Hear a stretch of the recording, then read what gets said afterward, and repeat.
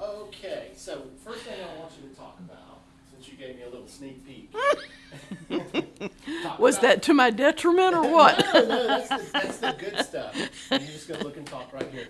Tell me about growing up and working on cars with your dad. Okay.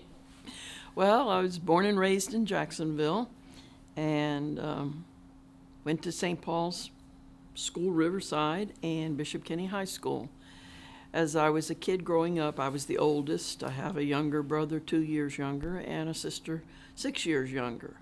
So when my dad worked on any of the car, he needed a helper. And my mother would say, honey, you better go out and help Dad, because my brother was younger but also small and didn't like car work, I loved it.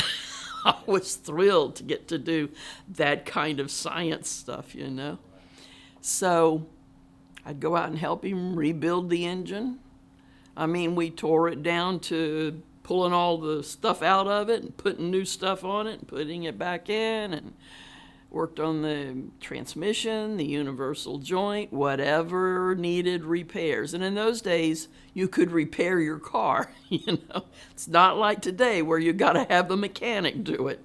So I learned a lot of information about how to keep cars going, and it has served me well more than one time. So I don't regret having learned that. And I didn't mind getting dirty and greasy and all of that. And I'd come in and your mom say, well, did it go okay? And I'd say, oh yeah, we got it almost all back together now. So she never worried about it.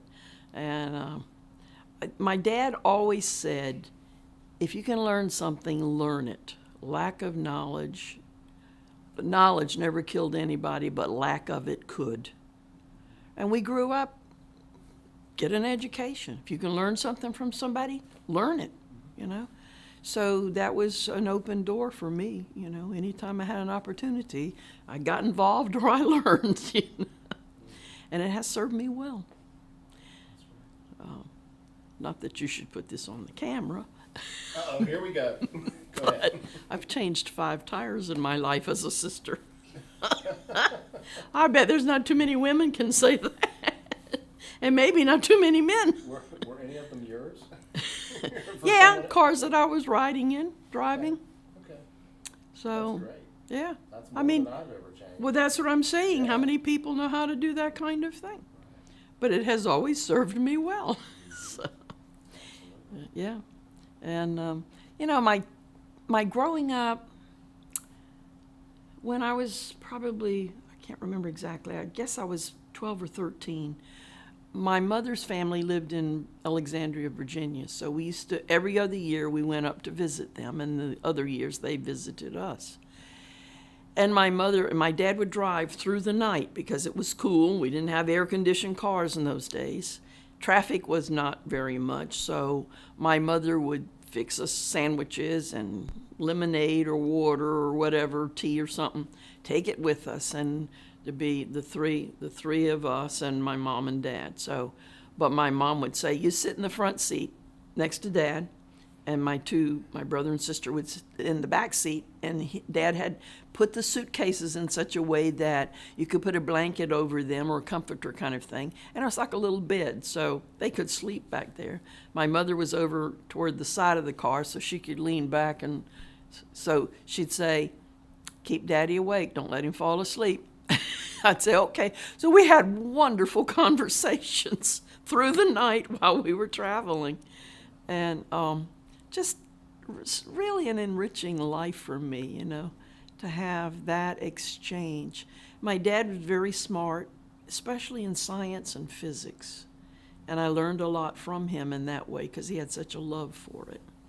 And I think had they been looking for people to go to the moon in those days, he would have been one of the early volunteers to, I want to go kind of thing. Because he just loved that kind of stuff that much. He was, master welder in 5 techniques at that time. And during the war, he welded on the military bases for the hangars and water tanks and all that stuff. Anyhow, as I grew up, had a wealth of knowledge that most young girls at my age would not have had the least idea of anything about it, you know. And in going to high school. In the fourth grade, St. Paul's School celebrated its 25th anniversary. So the school put on a presentation. The different grade levels did different things. And I was dressed as a Sister of St. Joseph in the fourth grade part of the play. And my mother made the habit to fit me, that I had. And Sister St. Margaret, who is still alive and still going strong at 96, was the one who dressed me. And so I've told her several times, you're the reason I'm a Sister of St. Joseph. You were such an influence, a mentor, a person, and just full of enjoyment for life and the children and everything. So, and as I thought about it, I began to reflect on, I think I do want to be a sister. And and my home parish, where the Dominicans were there, and they were wondering why I didn't go to them. But as I said, I owe a big debt of gratitude to the Sisters of St. Joseph, who have taught me all through school, and I have a marvelous education from them. So that's how I ended up going into the Sisters of St. Joseph and working from there. Now, I entered at the end of my junior year because I needed 2 credits, and my mom and dad would have had to pay for a full education thing, and that would have been a big expense.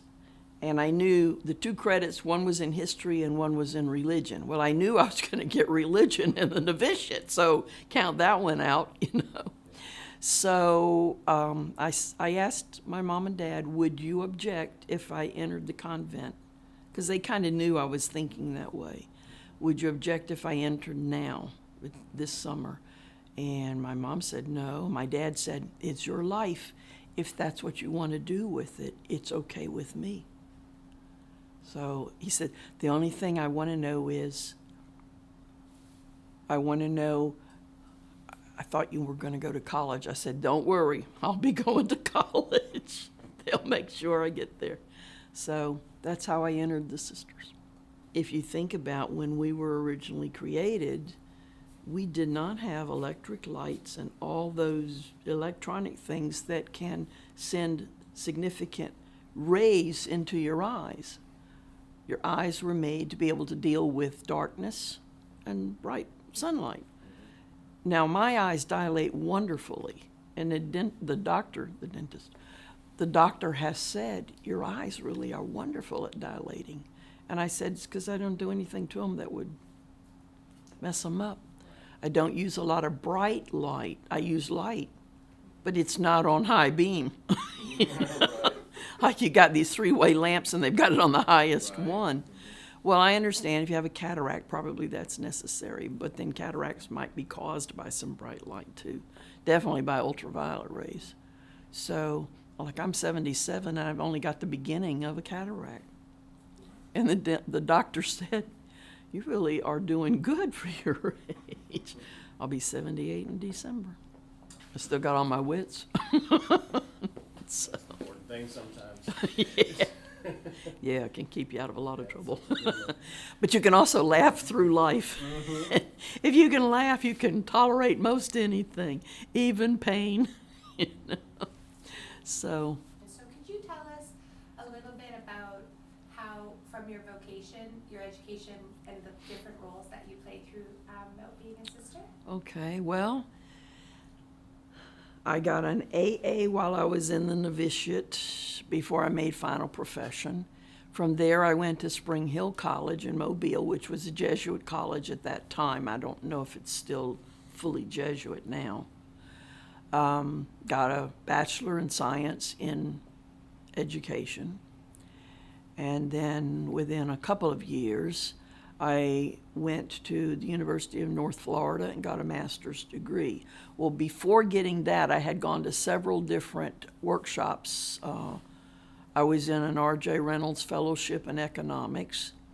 I was in a summer seminar for teaching religion in high school, and a couple of other, types of seminars or week-long workshops or something like that, so that I was pretty much able to handle whatever they asked me to do in those years. When I first started teaching, I was in the first grade the first year. And I kept thinking, dear Lord, please let me be able to teach them to read. I don't know. But I didn't hear that anybody didn't learn how to read. So I think that was good. The next year I went into, that was in Coral Gables, Florida. I went into Naples, Florida, and I was asked to teach a 5th and 6th grade combination class because they didn't have that many students. And then I was there 1 year, and from there I came to St. Augustine and taught at what was St. Agnes School up near the Shrine area. And I taught the first year, I taught 5th and 3rd and 4th, and then 5th and 6th the next year, and then the 3rd year I taught 7th and 8th.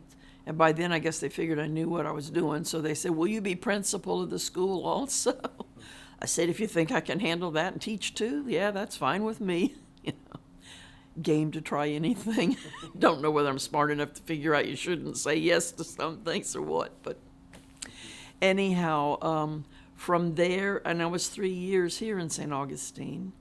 And then, interestingly, and I had hurt my back that year, so I was down in Miami for a year, so I'd be near the hospital and the doctor that had checked it out. And I was a year at St. Mary's, and I taught 5th grade. And then the next year, I came up to St. James School in Orlando, and I had 1st grade 1 year, and I taught 7th and 8th grade the next year. And it was history and religion. And then the next year, I went back to Coral Gables for 4 years.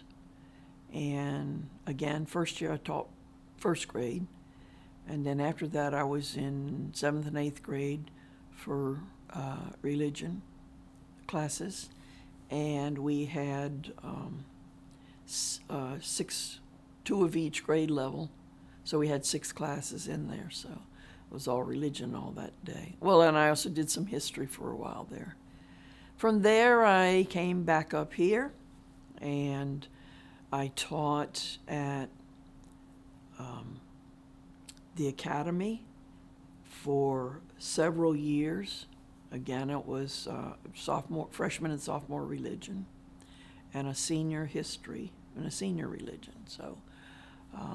And I find that history and religion always work together because one influences the other. The historical things that happen influence the religious take on things, and the religious understanding of things influences the historical elements of things. So I always could work them out in such a way that it had a meaningful element for the children, for the junior high or middle school, whatever they call them. And from there, I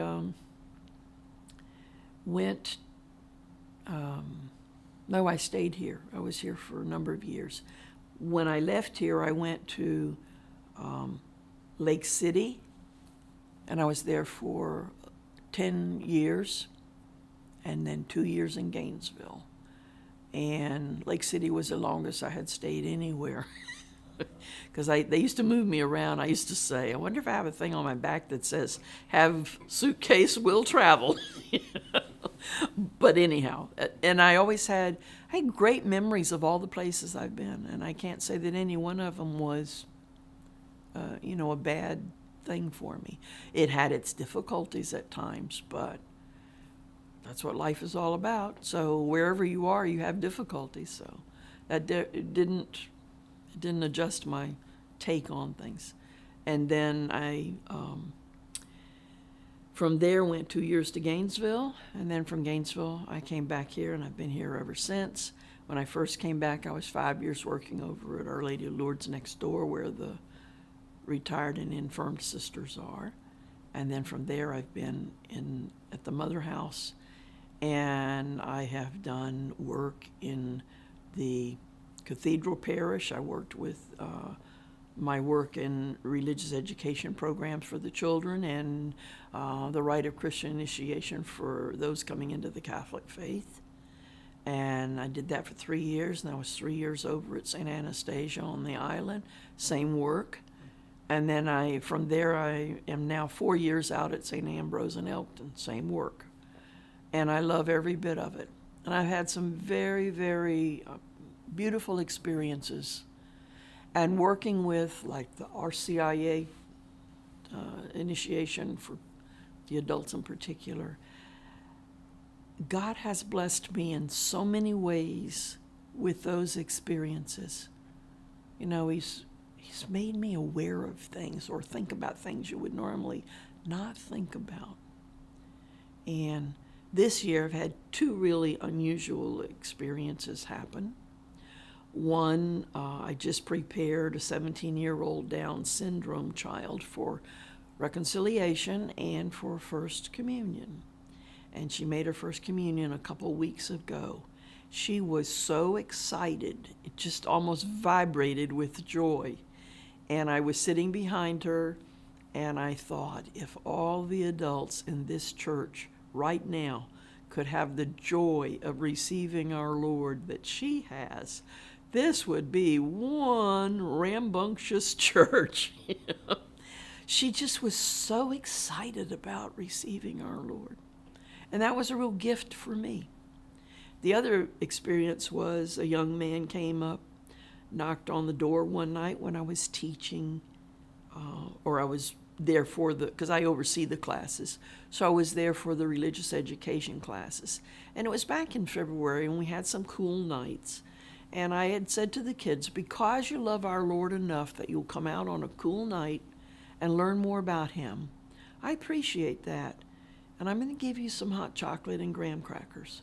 So I was fixing the hot chocolate and graham crackers, which was almost every week during that cool time. And this knock came to the front door of the school building, and I was thinking, I know I opened that door because the kids came through there. Well, maybe it's a little first grader that can't get the door open. So I go and I push it open, and this young man is there, and he says, "Is the priest in?" And I said, "No, he's in India." "India?" I said, "Yes, that's where his family is." He said, "Oh." Well, he says, "Is there someone here I can talk to?" And I said, "Well, I can talk to you for a few minutes, but I've got to be available to the classes." He said, "I'm lost." And I said, "Lost?" And he said, "Yes, I don't know where I am." Well, in my mind, I'm like, okay, what am I dealing with? He's lost and he doesn't know where he is. So I said, "Well, you're in Elkton." "Elkton? Where's that?" I said, "It's halfway, or it's between Hastings and St. Augustine." And he says, "Oh, well, where's that?" I said, "Well, it's on 207. It's in the middle of St. Johns County." "Oh. Well, I'm lost. I don't know how to go." And I said, "Well, what happened?" He says, "Well," and now he says, "My name is Jeremy, and I'm 30 years old. I went to see my girlfriend in East Palatka, but I forgot she told me she was going to be in Orlando this weekend." So he says, "I guess I took a wrong turn." And I'm thinking, well, on country roads that don't have street lights and signal lights and street names and all that posted everywhere, you probably don't know where you are. And country dirt roads or roads look all the same. So I said, "Well, where do you need to go?" He says, "I need to go to US 1. I said, "I can tell you how to get there." So I started to tell him. He says, "No, I'm afraid I'll get lost." So anyhow, I says to him, "Would you like to come in? I'm fixing hot chocolate for the children. Would you like a cup of hot chocolate?" And he says, "Oh, I would love a cup of hot chocolate." I said, "And I have some graham crackers too." So I said, "What do you do for a living?" And he says, "I'm a school teacher." what do you teach? I teach history and I teach government systems. And I said, I've taught that. I know what that's like. I said, what level? He says, junior and senior high. I said, that's what I taught, junior and senior high. So he says, oh. So anyhow, he gets his hot chocolate and he says, is there a place I can sit? And I said, well, there's not any here because we're using it's a 2-room schoolhouse that's been partitioned. I said, we're using every part of it.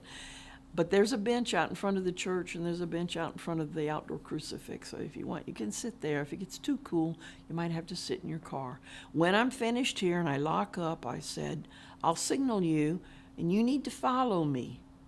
Follow me into, we get to US 1. But when he said US 1, I'm thinking, okay, US 1.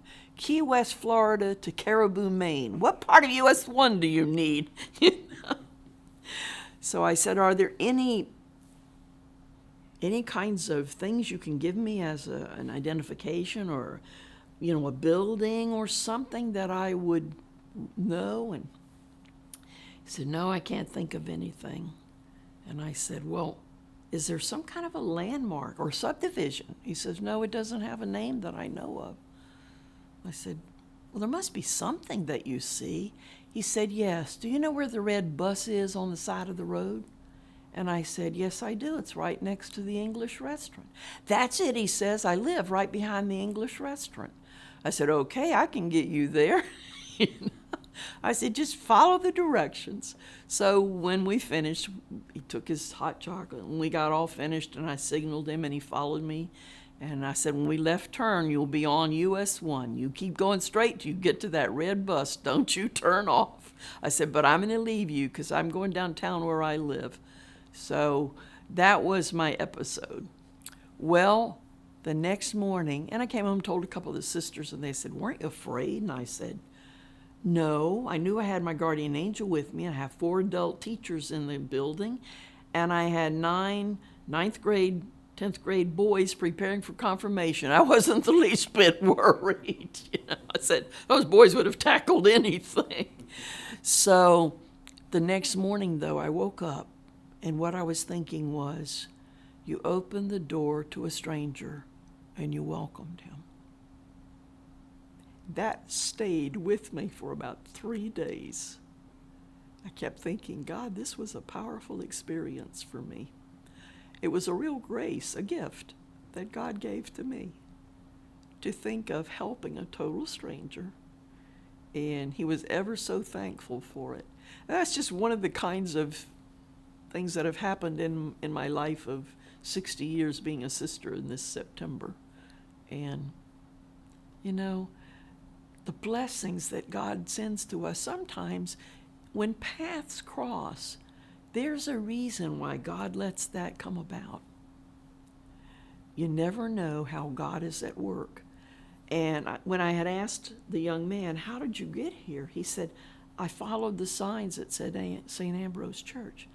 And he did tell me he went to Catholic school up in New York, in Elmira, and he knew the sisters and the priest.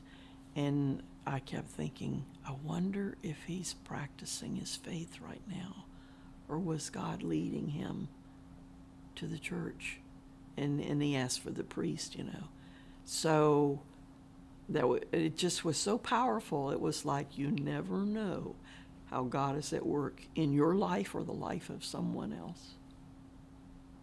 So that's kind of the way my life has gone. But I have such beautiful experiences of things. And sometimes I don't even know at the time that it's God at work or a gift, a grace, whatever it will be.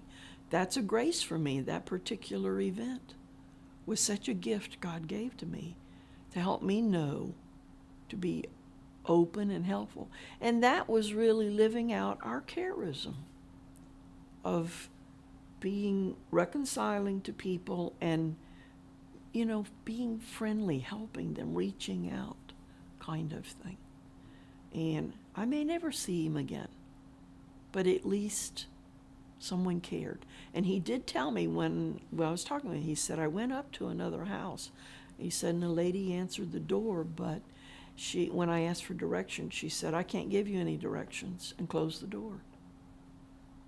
And when he said that, I was like, wow, I wouldn't want to be in that predicament, not know where I am and not know where to go. So it was a very powerful experience for me, God's gift. And my life is lived trying to recognize God's gifts. And they come all the time. And how many of them do we miss? I bet you can think of a few that you probably missed and a few that you connected. Right. Yeah. And my prayer, two things I do at night before I fall asleep. I try to think of, how did I meet God today? What happened that God was connecting with me? And the other thing I think of is, was my day spent in reaching out and helping people in some way? Did I live up to my charism? I try to. And I don't want to be condemned for not having done that, because that would be my own fault if that happens. So that's where I am. Retired, not really.